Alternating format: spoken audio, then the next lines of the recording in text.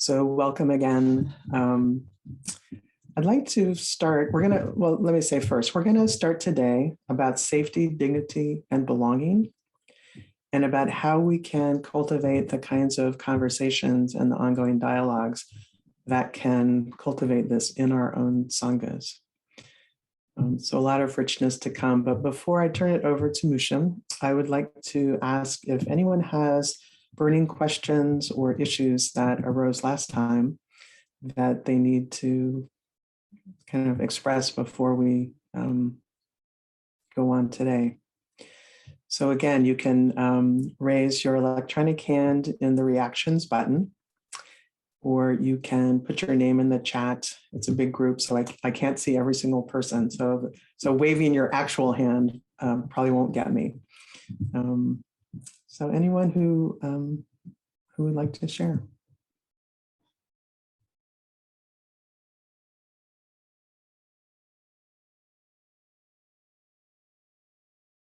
Okay.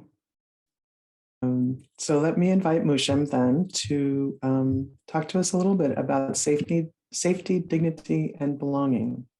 Oh, and I'm sorry, I should say this. Please get some journaling materials. So a piece of paper and a pen or pencil, or if it's difficult for you to write, your dictation device, whatever you use to take notes on. All right, sorry. Over to you, Mushim. Thank you so much, Crystal. And thank you, everyone. I see that we are 78 people strong right now. And there are others who are unable to be with us and who will be listening to the recording and doing the homework / home play. So it's so wonderful to see all of you. And as Crystal mentioned, and as we'll be hearing more from Rhonda, as we consider many communities, one Sangha, exploring their reality, not the thought or the stated value, but the reality of equity and inclusion, we wanted the theme of this second class to be an inquiry, community contemplation on safety, dignity, and belonging. So I'll stop for a moment of mindfulness and invite you to jot down on your journaling pad what comes to your mind, and no one will be looking over your shoulder, on what comes to your mind with safety, dignity, and belonging. For you, not for anybody else, by the way.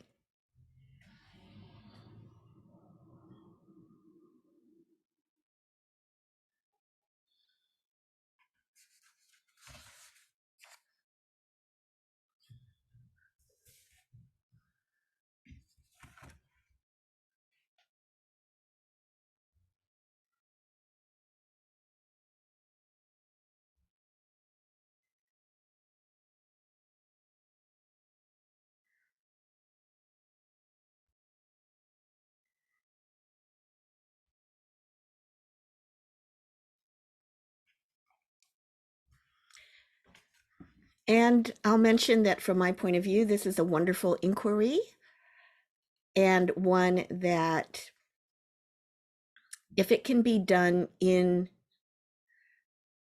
community, can be a very enriching basis for community learning and collective progress towards our common goal of inclusive sanghas. I'm going to start with a true story. So many years ago, I was on the board of directors of a predominantly white Buddhist center in the United States. This was back in the day, I don't know, maybe 20 years ago, 18 years ago, something like that, long time ago. And there were many complaints at the time, and this was a Sangha which had very like wholeheartedly begun the work of saying we really want to open ourselves to have more. We didn't use the term BIPOC then, people of color, Black, Indigenous people of color. We want to learn how to be more inclusive. And so there were many complaints from Black, Indigenous people of color who were, in fact, very interested in the practice and the teachings and the center at that time, that when they tried to come to this temple, that the reception was aloof, cold, and unfriendly. And so at this one board of directors meeting, a white board member who was a very, very long time a devoted practitioner described in glowing terms that the reason they'd stayed and committed so deeply to this practice at this center was because when they first came, the first time they ever came to the center, they had such a positive experience. So they came, they thought, oh, I'm kind of interested, but sort of nervous. So they came to a talk, Dharma talk, that was open for newcomers, and then there was a refreshment table. And so the person went and got their refreshments, and they said they were so grateful that no one was friendly to them, that no one welcomed them or said anything to them, that they were just ignored, because this particular person was fearful of being proselytized and pressured to become Buddhist and to, like, oh, you have to come be with us. They didn't want that kind of pressure. And that would have made them feel very unsafe, which I can completely understand. You know, everyone wants to, or I won't say everyone, maybe it's not everyone, many people want the freedom to make up their own minds, to ask questions and get answers, to be thoughtful, to be mindful. And then when they're ready to say, okay, I'm ready to take the Buddhist precepts. Okay, I'd like to go a little deeper in my practice. Okay. And so I could really understand that, not wanting to feel pressured. And I think that probably most of us here understand the other side of that, was that in a culture where the predominant value was to allow people that kind of space in a very well-intentioned way, it could also come across as being like, oh my gosh, I'm a new person here. No one said hello to me. No one said, do you have any questions? Could I offer you the hand of friendship? Could I pour you some tea? Which would be, I think it's fair to say, in my experience, more the experience in the so-called heritage Buddhist institutions in the United States, or the ones where there are people of color. And in fact, those temples and centers and monasteries, which I've had the good fortune to visit many of them, they're well known for their hospitality. And often you leave like carrying all of these amazing gifts and goodie bags and, I don't know, like cookies and books, Dharma books, and you just I just feel like, wow, I'm king of the world. It's the red carpet is rolled out. And again, this points out the difference. Not everyone defines for themselves safety and belonging. So this story highlights personal and cultural differences in how diverse people define and experience safety, dignity, and belonging. As a diversity, equity, inclusion consultant, I've often said, the problem with diversity is diversity. Different people are different. We're conditioned differently. We have different backgrounds, we have different personalities, we have different ways of being. And so when we welcome in, when we make a commitment to diversity, equity, and inclusion, then it's sometimes very helpful to remind ourselves, why is this so frustrating? Why so hard? And it's because it's natural for people who are more like each other and have affinities, of course, to band together. If you're in a bird watching group, you don't expect to go to the group and have people say, oh, great, we're here to learn how to cook omelets. No, you're there to watch birds. So if an affinity is stated, then of course, we expect that to be the common field of activity. And within that, especially in the United States of America, I speak as a United States citizen, these issues of the considerable historical barriers between people who self-identify differently in terms of ethnicity, race, gender identity, socioeconomic status, ability, disability, sexual orientation, age, generation are considerable. What is called the dimensions of diversity. For me, if we want to progress toward more diverse, equitable, and inclusive sanghas, we need to first normalize and affirm that diversity means a mixture of differences and commonalities. That comes from a consultant who passed away several years ago, Roosevelt Thomas. I urge you to look at his work. He's great. So that's both and thinking. Diversity consists of a mixture of both differences and samenesses. I also brought in, this raises the question of, well, okay, well, what can we do? What can we do about this? And my colleague Rhonda is going to address that later on. This is an action-oriented series of classes. And in the bit of time that's remaining, I'd like to invite us to look at this wonderful quote from Adrienne Maree Brown. Many of you know, is the author of Emergent Strategy, Shaping Change, Changing Worlds, and other books, including Pleasure Activism, in which, by the way, Brown says, how can we make working for social justice the most pleasurable thing any of us can think of? For those of you who are Zen, that's a pretty good koan.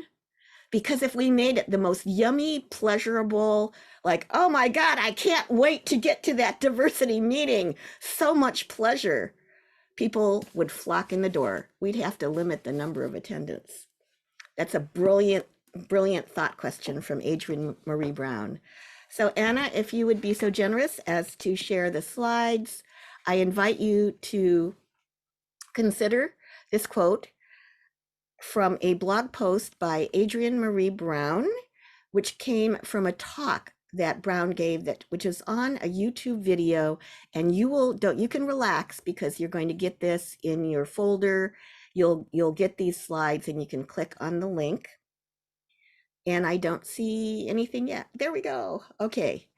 So it's in Adrienne Maree Brown's blog post on the website, and comes from a talk that she gave as a distinguished in a distinguished scholar series for a university. Brown says this: more and more, I think of myself as a scholar of belonging, which is an idea that emerged in conversation with my friend and teacher, Prentice Hemphill. How do we belong to this place, this planet, this species, this family, this love, this friendship, this body? Remember we did the body scan work last time? This community.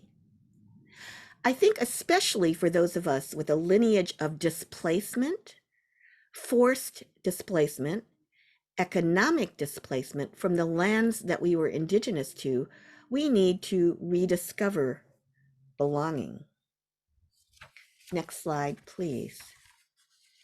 So in somatics, body work, and embodiment work, we learn that the most basic human needs are safety, dignity, and belonging. We try belonging in so many ways. In family, and bold and cap this for our purposes, religious spaces. So we try belonging in religious spaces, in Buddhist spaces, hobbies or shared fandom. And definitely we show up in movement, meaning social justice movement, social change movement, expecting belonging. Movements need to be spaces that get good at belonging, cultivating belonging, because we want to be an invitation, and we want to be a sanctuary, and we want to be a space that can hold and grow the future. I'm going to repeat that. And let's think of ourselves as a movement. If I invite you, let's be part of the movement for inclusive sanghas. We need to be spaces that get good at belonging, at cultivating belonging. So there, I hope you remember what I said at the beginning is belonging means something different, is signified, is embodied in actions that are different for different people. So how do we cultivate this full spectrum, this entire octave of musical expression? How do we cultivate belonging? Because we want to be an invitation, and we want to be a sanctuary. So there we go. Sanctuary is a safe place of refuge. I think most Buddhists, it's safe to say, we go for refuge to the Buddha, the Dharma, and the Sangha. How do we embody that? And we want to be a space that can hold and grow the future. This thought, Adrienne Marie Brown says, occurred to me last night while rereading the book All About Love by Bell Hooks. So how do we make our sanghas places that are all about love? Not in the sentimental or romantic sense, in the Buddhist sense of unconditional metta and universal maitri or friendship. And I'll rest there. Thank you very much. Thank you very much, Mushim, for that. Much appreciated. So we would like to offer now an opportunity to journal and to share that journaling in small groups. So again, I'm going to put up a little slide that has the, I think I will, yeah. The renaming instructions for the small group. I'll put that up actually after. But what we'd like to invite you to do is to reflect on a time. Actually, Anna, why don't you put the prompt up, the slide with the journaling prompt. So the invitation is to think of a time when you felt safety, dignity, and belonging. And then notice, where was it? Who was there? What was it like? Especially what was it like in the body? And if what comes up for you is emotion or ideas, pay particular attention to how this registers in the body. And then secondly, to think of a time when you did not feel safety, dignity, and belonging. And think about where was that? Who was there? And what was it like?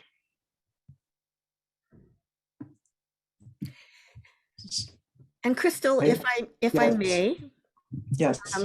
I've used this prompt in other work that I've done, and I want to add on that it is possible that you don't remember a time of ever experiencing such a time, and simply, if you would, journal that. You don't have to cook something up that you did not experience. That's right. Yes. Yes. Okay. So are there any questions about this? We're going to take about 10 minutes for this, but are there any questions about the journaling exercise before we go? Okay, so we'll take about 10 minutes. So that'll be, by my clock, 32 minutes past the hour. And then we'll invite you back and put you in the small groups. So we're going to do small groups. And the question that we would like you to consider in the small groups would be, what do you, that is you yourself, need for safety, dignity, and belonging? So as you've reflected on these two experiences, one where you felt safety, dignity, and belonging, and one where you didn't, what do you draw from that as being necessary for you in order to have this experience? So once again, these are mostly sharing and listening groups. And in this case, we would like each of the groups to have a note taker. And Anna, if you would post the note-taking document in the chat, one person in the group who has agreed to be the note taker, if you would open this document and take notes in it from your group. So what we'll end up with at the end is like this ginormous document that has all of the needs for safety and belonging represented in this community. So when you're invited into a group, please notice what your group number is. So you'll get an invitation that says, please join group 5. So when you go to the notes document, take your notes under group 5. Now, if you fail to notice what your group number is, don't worry, just go to the bottom and pick one of the later numbers. Make sure you're not typing over somebody else. But I'm just trying to make it a little bit easier by having numbered the groups. And if you don't mind indicating in the notes whether your group is a BIPOC, a biracial, multiracial, a white group, or a mixed race group, that would also help us as we collate the findings. So what do you need for safety, dignity, and belonging? All the entries, you don't have to write down every single thing, but we want the entries to be brief, anonymous. Don't attach anyone's name to what you're saying. And don't, bring this for your own experience. We each have, as Mushim was describing, we each have different needs for safety, dignity, and belonging. And so this is a time to really reflect, like, for you, what are those needs? And if you can be as specific as possible, so instead of saying, like, I need respect, you might say, I need white people to believe me when I tell them what it's like to hear them kind of say something racist, or I need to see that my needs are taken into account when classes are planned or events are held. So as specific as you can be, kind of imagining yourself trying to, invite someone in and say, like, here is what I need, kind of what exactly is it? How can you help them understand so that we can kind of meet each other's needs where we are? Crystal, I'll just add to that, if I may, that Please. yeah, each person will have some time to talk. So take your time. Don't be afraid to pause, reflect. And I think it would be really great if you had like 2 note takers. So when the main note taker is talking, they don't need to have to worry about their own notes. Have someone else be able to put it. And because it will be in a shared Google Doc, if after you've spoken you feel that the notes do not reflect what you said, please don't change anybody else's. But what you said, you can go in to make it more accurate, because being quoted accurately, of course, helps us to feel safe, a sense of dignity and of respect. Thank you. So I invite you to start with 4 minutes each. So 4 minutes of just one person talking and the other people listening. And then for the rest of the time, I invite you to, have discussion if you've run out of time. And it's very important to hold your 4 minutes. So if you finish talking before your 4 minutes is up, please just pause in silence with the group and see what else might come to mind. Sometimes for people like me, I'm sort of slow on the uptake. And so it takes me a while for kind of figure out, well, what do I think and feel? And it helps me to hear other people's ideas too. So just make sure that you guard that 4 minutes for each person so that you really have a chance to reflect and share. Okay, so are there any more questions before we start? And just to be crystal clear, Crystal, so what you Okay. mean is that whoever begins speaking has 4 minutes and there is no crosstalk. Is that correct? Correct. Yes. Correct. To invite everybody to really again, we've been together for a period of time. We've been moving through a number of different reflections. We've just had a bit of a break. And we're coming back around, if you will, this circle of connection. This community of teaching and learning that we're creating and holding together, in which everyone here matters. So just pausing to allow centering, again, bringing back the attention from perhaps the place where you went on the journey you took on the break. Inviting, leaning into your practice in this kind of informal / formal way. Taking the breaths needed, feeling the whole body and being in this moment. Connection to the earth and to each other in this moment.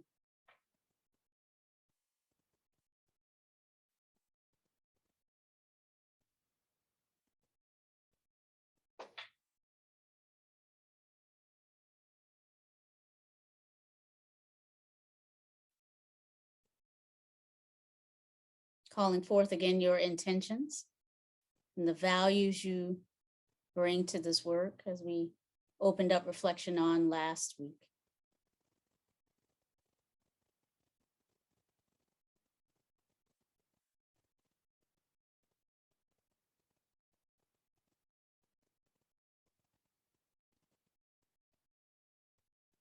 And sitting in a kind of humble respect for the challenge of living these values, living these intentions.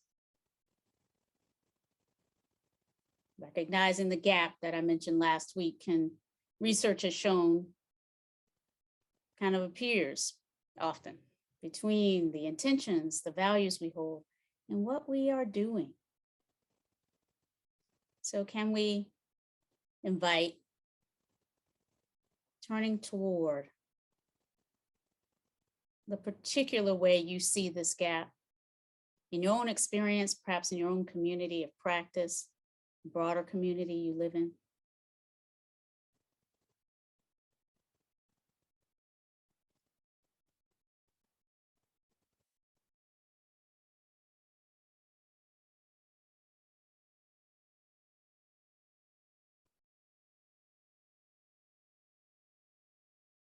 So if you're willing, perhaps taking a full deep breath in together.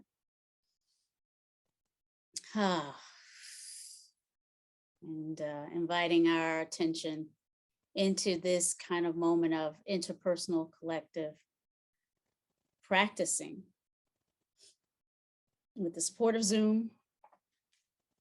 I'll share a few words and then we'll invite a kind of group reflection.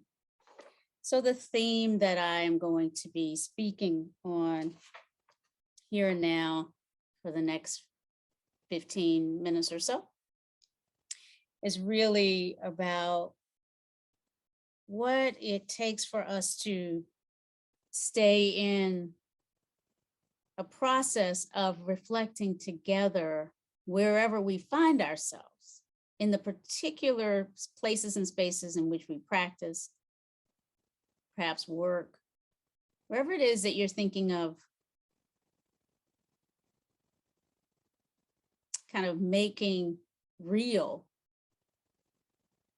your intentions and takeaways and learnings from this course. We imagine whatever that looks like for each of us, those places and spaces are going to be different. But thinking about those places and really inviting a reflection here that we will continue, right? We are, of course, in everything we do, just opening up the space for inquiry, touching in together in ways that we hope will really support you in continuing to till this ground, to explore, to work with your Sangha members, co-practitioners, colleagues, teachers, co-learners, wherever you happen to be. So we really want to be focusing then on the question of what does it take for us to deepen conversations in diverse communities, to deepen our practices for making real the sense of safety, dignity, and belonging that we've been reflecting.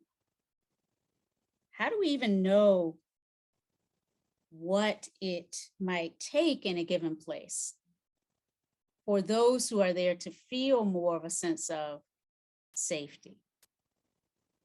It's one thing to look at what we might need. And that's important for many, many reasons. I think we're kind of exploring the value of sensing into what we know in our bones and bodies and spirits and hearts and minds about these concepts that we're talking about. We all know some things.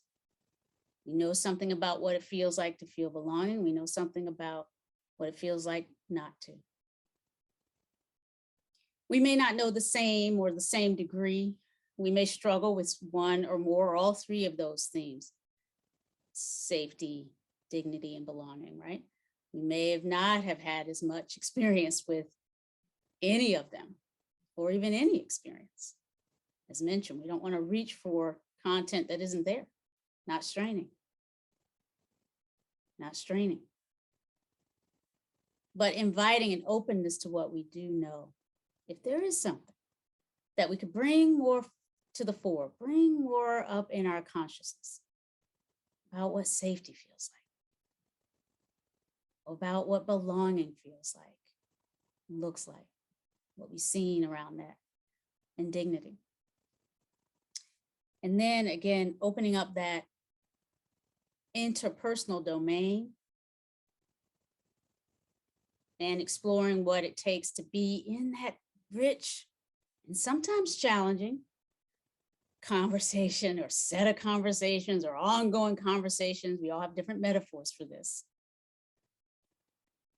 But we're talking about what it takes to live in complex communities, multiply complex communities. And not only what it takes to live, but what it takes to thrive in such communities. So as a preface and prelude, I guess I want to, as I've already done, kind of remind us of where we were last week in terms of thinking about our values and our intentions. And just kind of having that humble appreciation that it's easier said than done to live them. And that can be very hard for those of us who are suffering, who are feeling, the kind of consequences of values and intentions not being met, the consequences of environments that don't feel inclusive or that aren't inclusive in certain kinds of ways, right? So as a Black woman, right, when I have felt, not appreciated, denied access to some kind of resource, dismissed in terms of the way in which I have been met in the world, not perceived as deserving of some kind of respect.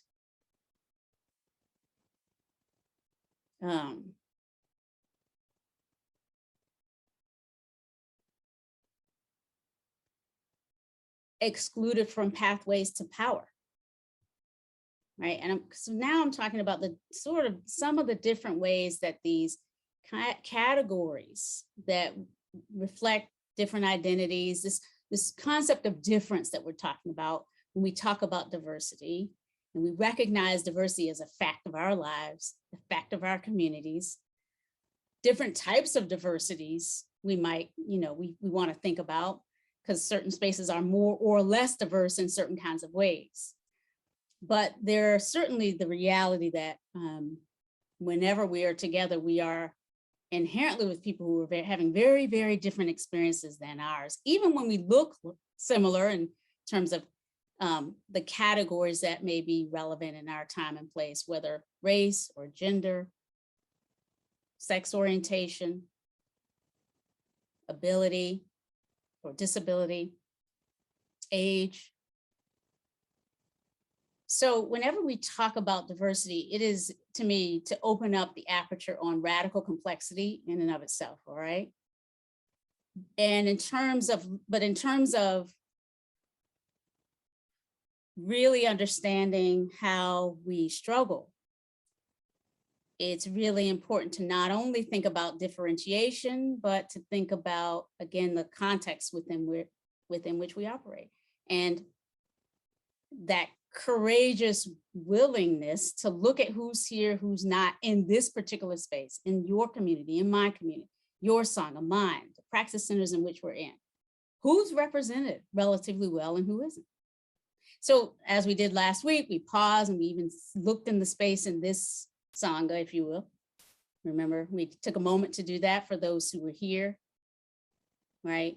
I'm unspotlighting myself just to give myself this visual reminder of the beautiful gallery of all these faces. And right, we courageously looked. If we just look around, I noted that the Supreme Court has even talked about how it is the case, or the courts, the US courts in administering race historically, literally talked about there's an ocular test that is common in our society where people just look at each other and discern who's here and who isn't.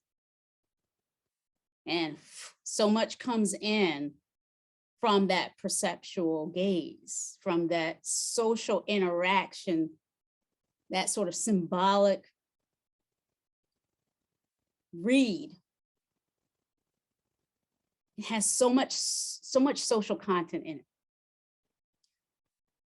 And part of what we want to do, I think, is bring more wisdom and insight into how that is happening all the time, all around us, how it's happening to us, how we are participating in that, these categories.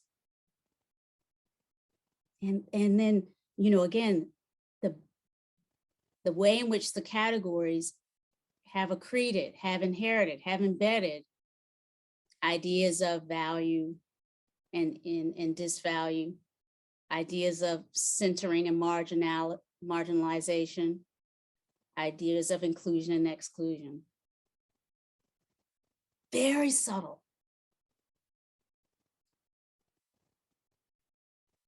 So really opening up, again, not just the aperture on our own preferences and experiences, but bringing in as well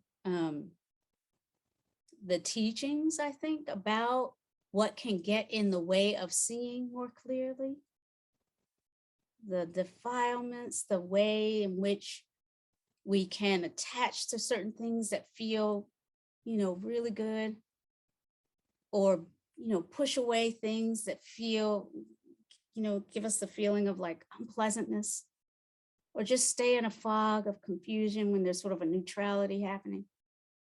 And then there are other hindrances, as you know, that many of us have learned over the course of our years of practice and engagement with Buddhism.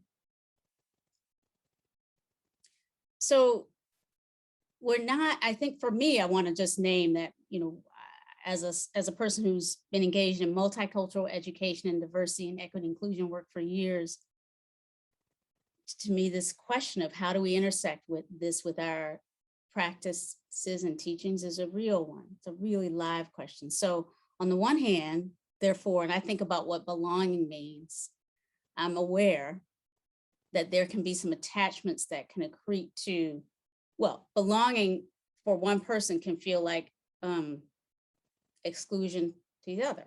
In other words, the way in which communities are defined is often by saying, this is who we are. We actually aren't that. So part of what I want to do with this part of the conversation is bring up some of the complexities that I know you're thinking, I know we're thinking about, or maybe want kind of, they're sort of hanging out in the room. Just want to create space for like, let's bring them in, because we're never going to really be able to work at this edge of like, why is it so hard? As my dear Mushim mentioned, right? We're feeling this struggle. It's hard. And we've been at it for years, and our sanghas have been at it, and we've been doing the trainings. And we look around and people come up to us and tell us the same sorts of stories. There's a lack of change here. I'm still hearing microaggressions. I don't feel there's a belonging for this type of group or that type of group or this type of experience. And it can be frustrating. And it can be exhausting. Okay? So, and more. People give up. People create alternate spaces, right? And decide this, this is too much work for me. I'm gonna have to go someplace else. So I guess I want to really invite that courageous food, turning up the heat. Probably the heat's already on in this room, but just turn it up just a little bit more and really invite us. Let's look at what gets in the way of opening up conversation about where people feel belonging and where they don't. And when I say what gets in the way, I want us to be leaning a little bit on our Buddhist teachings here. Are there some ways that we're attaching to certain things that we might need to open up a little bit and create some spaciousness around? Are there some ways we're pushing stuff away that we actually might need to let in? It's already here. We just have got a habit of not seeing that, or not wanting to see that, not wanting to deal with that. Or again, are there ways that we're happy in the space of comforting kind of neutrality, where I don't feel much, I'm not involved, I don't have to, I'm comfortable here, which can be associated with a kind of, comfort in not knowing or ignorance, right? That can be a kind of a hindrance. And I'm using words that reflect a kind of call for nuance, and I'm actually kind of tentative about it. You're hearing me, I think, because I think there is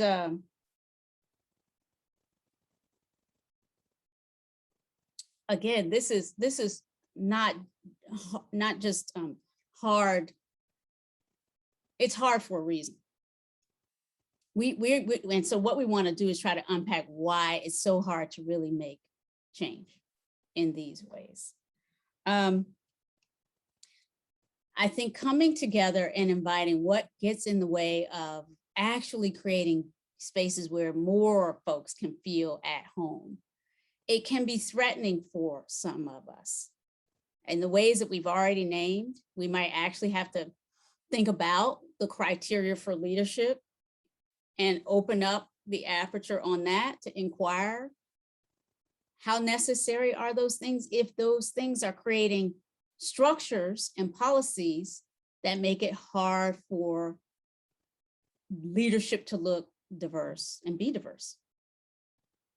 We've got to open up the door on the criteria for leadership. We can be like, yes to that, +1 in the chat, but then we go home and it's like, wait, did someone say we really need to open up the door on criteria for leadership? What? I've spent X number of years sort of defending these criteria for leadership. Am I the only one that knows how this can be a difficult rubber meeting the road moment? This happens in academia, where I'm from, if you will, where we often are talking about ways that We want to diversify our professoriate. We want professors from very different backgrounds, right? We know it's important. It's California, our students are diverse. I teach law, the community is diverse. We need more diverse professors. And then someone says, all right, well, we're getting ready to hire. Let's look again at the ad we're going to post, how we're going to recruit. And what? Wait, you mean, I mean, we definitely need many years of publishing history, for example, or we definitely need an Ivy League education, for example, or we definitely need, it's like, well, now we've defined ourselves right back into, we're just going to keep hiring the same kinds of people. So my friends, I really am inviting us to kind of recognize that these, you know, this is really difficult. And I think our practices literally are what can help us if we turn them to this difficulty. They don't automatically help us. We've got to actually invite the turning toward looking at what is getting in the way of us creating more inclusion here in this place, in this Sangha, in this center.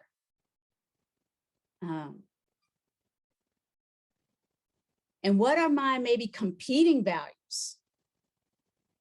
Remember I said that sometimes we have stated, expressed values, and then we got hidden values or things we want to name, but then actually things we also believe that are kind of, if we look at them closely, they're a little bit intentional. Yeah, I see someone saying power wants to stay in power. Yes, it does. Yes, it does. And next week, we're going to talk a little bit more about different ways of thinking about power and working with power. But absolutely, power wants to stay in power. And so how do we build more, and we'll talk more about this next week, how do we build more of that capacity for power with as opposed to power over? Even when that might be in some tension with some of the, what we see as the inherited traditions, what we see as the way our traditions require us to organize, to practice, to be. So coming back to that question, what is getting in the way? What seriously, not just, and I know you all are all serious, so you wouldn't be here, but I'm just, you know, asking us to like get a little bit even more real. What really might get in the way of asking who doesn't feel a sense of belonging in the spaces that I'm in and where I feel belonging? Who actually doesn't? Who wouldn't? Who doesn't feel safe here in the places where I feel safe?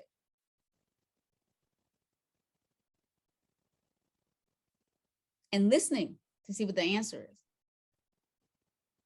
Who doesn't feel a sense of dignity in the places where I feel a sense of dignity? I love that Mushim mentioned that the challenge or problem with diversity is diversity. Another, for me, humbling statement, because, you know, part of what we're doing in this conversation is creating space for naming the particular things that we each need and listening for the way in which what my needs might differ from yours. But then the one Sangha invitation is to say, well, then how do we bridge in some ways those gaps?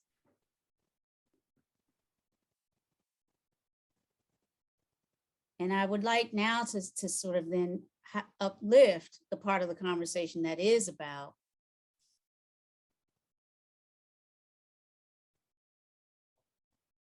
you know, the kind of, what does one Sangha really look like? Right? If we're talking many communities, yeah, we're talking naming that sharing power can be in tension with the perceived traditions. Yes. And we're also talking about a kind of a meta approach to helping build the sense that, you know, this is a place where we're turning toward cultivating belonging for all as best we can. And I'm saying, you hear me with the tentative language again, as best we can. Because again, I'm aware that to say this kind of community is to say we're also not that. I get it. It's hard.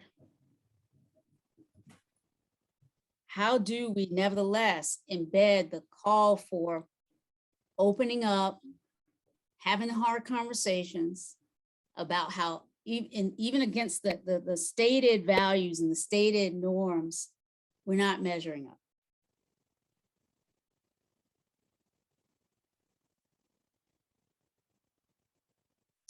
Well,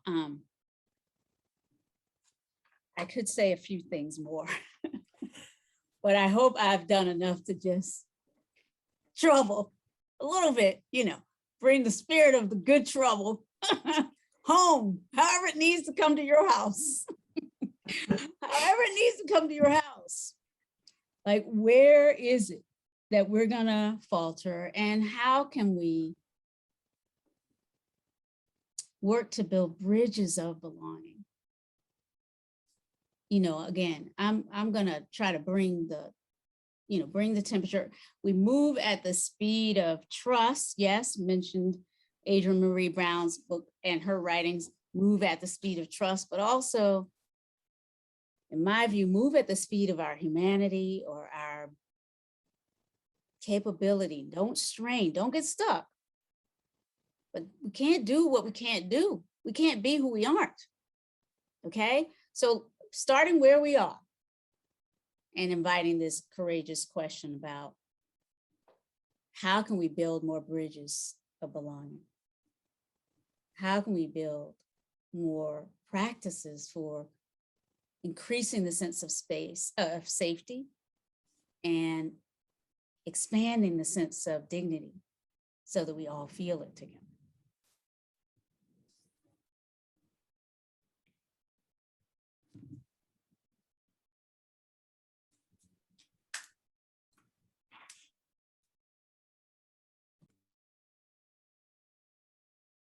Thank you so much, Rhonda.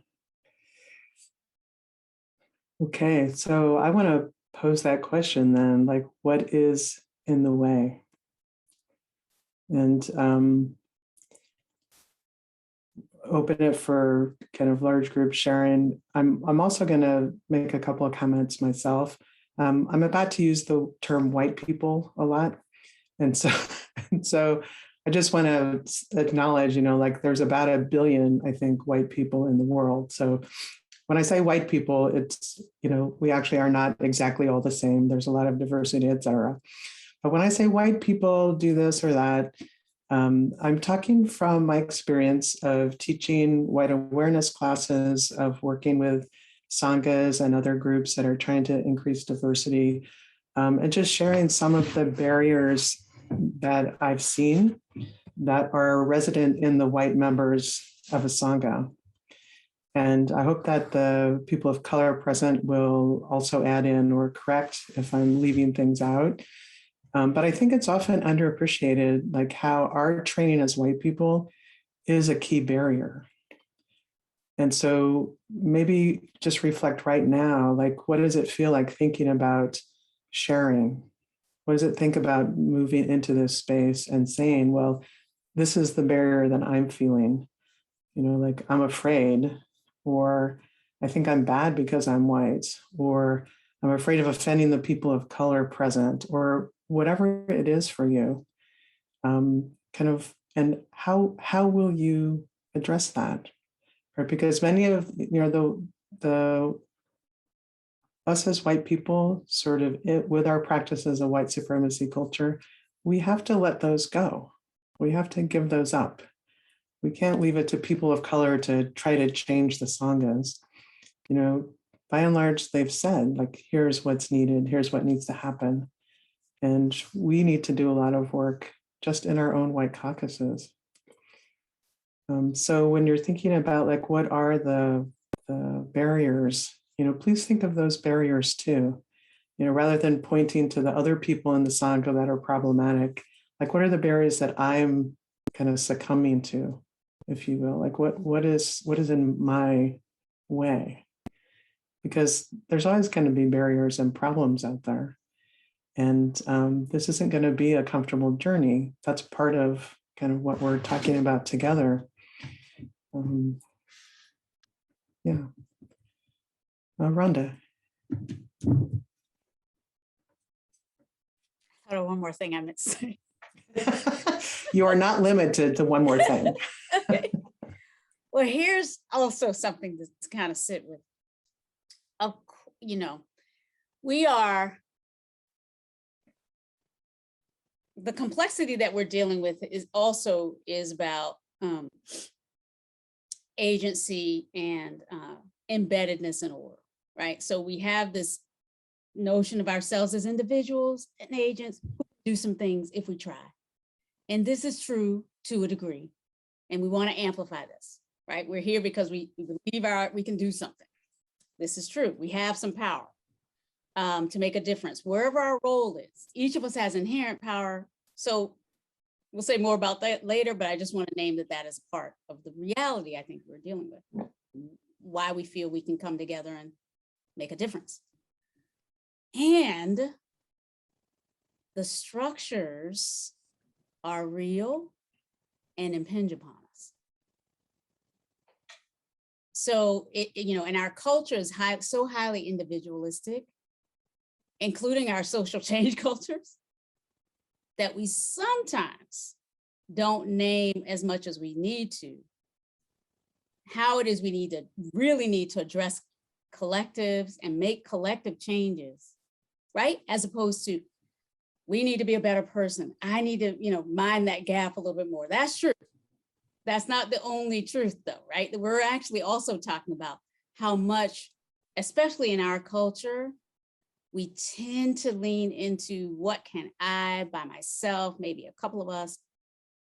We are calling here for deepening our ability to be mindful of social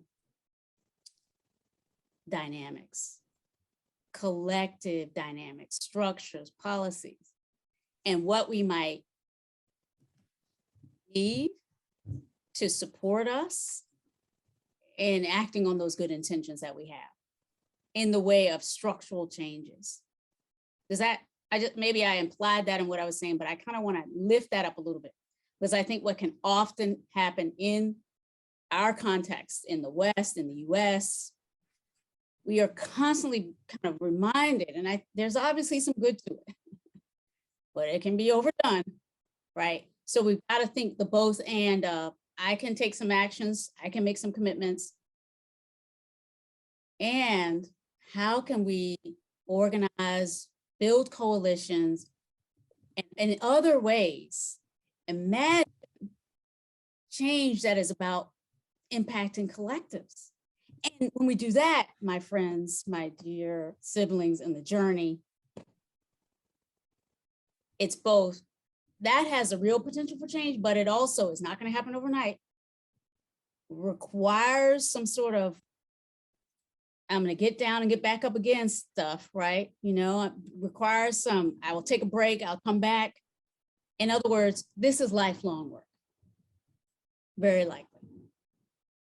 Especially if you do this at the speed of humanity, right? Because it takes time sometimes. Thank you. Thank you.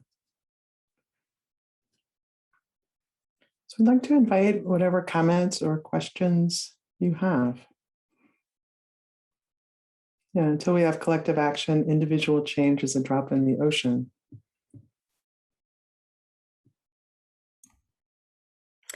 I'd like to uplift. There's been interest in the chat in Rhonda's pretty, I thought, amazingly powerful statement. What if sharing power is in tension with the perceived traditions we've inherited? And invite people to speak to that.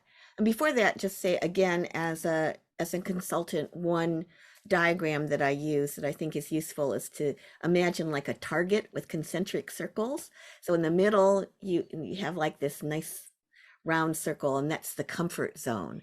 It's what I call the hot cocoa and Netflix area. It's like, we're like, screw it. Everything's too stressful. I'm going to watch exactly what I want on Netflix and drink my hot cocoa or whatever. And there's varying degrees from your most comfortable, then going out to kind of the edge of you're still pretty snuggy, but then you're going to cross over into the next area, which is the zone of discomfort, going from mild to extreme. And sorry, however, the zone of discomfort is where a lot of learning of this type takes place. And then the outer circle is the circle of anxiety. And so that's where mindfulness of the body, which we've been trying to really bring in, that ability to, wow, my brain is saying, yes, this is all so politically correct, but my stomach is churning and my heart is beating fast. I feel kind of sick. And only you can know that, is to know when we cross over from discomfort into anxiety and dysregulation. And then what we want to do is develop strategies to bring ourselves back into discomfort at a tolerable level. And if that isn't tolerable, find the Coco Netflix place, so that again we can renew ourselves to go back into that stretch zone. It's not comfortable. My experience is that over time, staying with that discomfort is very freeing, because the things that we push out of our awareness, the things that we try not to see, it takes enormous energy to do that. And this is moving all of us towards freedom, right? We all need to be vulnerable. We all need to be acting in community. Okay. So I'm going to turn things over to Mushim for these last few minutes to close us out.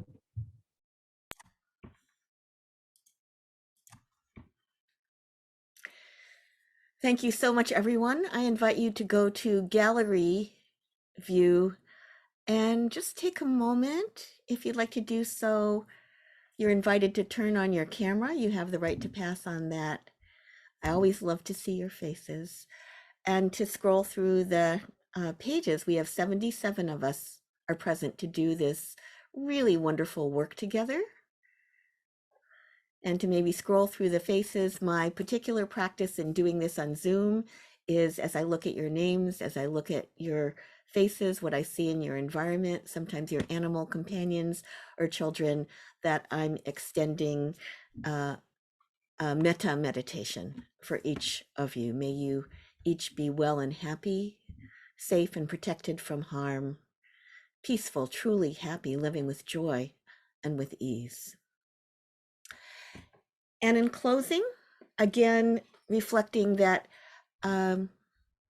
we do this work, which is uncomfortable and hard, not only for ourselves, we do it for ourselves, and it's really important, and also for the benefit of the many beings.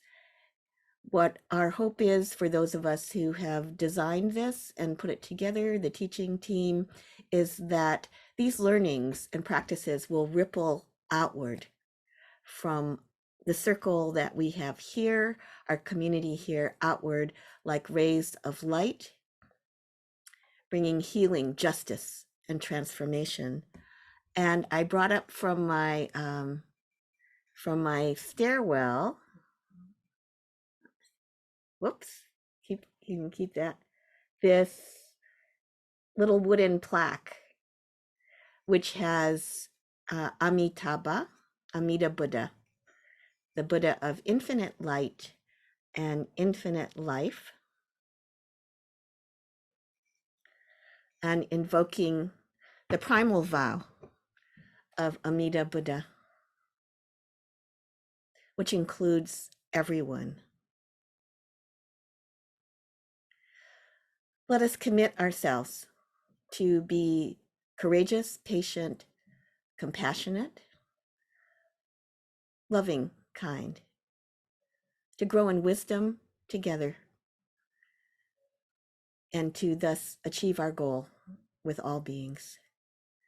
Thank you so much from the bottom of our hearts. We'll gather again next week, and I invite you now, if you'd like, to unmute yourselves and let us say goodbye until we meet again.